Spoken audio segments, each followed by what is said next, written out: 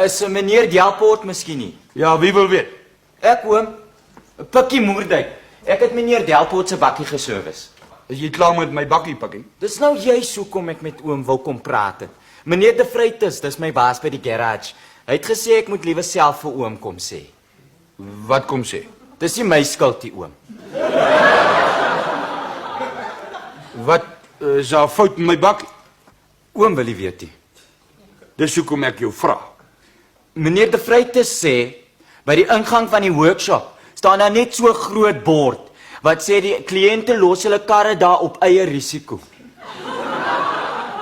Ek gaan jou nou nog een keer vra voor ek jou in 'n suurstoftank sit. Waar's my bakkie? By Johnny's Discount Yard.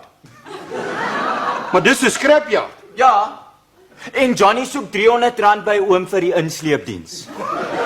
Het jy hom Frik se bakkie gestamp? Nee, afgeskryf. Afgeskryf. Julle moes dit net diens. Dis reg, maar wat doen enige goeie mechanic nadat hy 'n kar geservice het? Hy vat hom vir 'n test drive.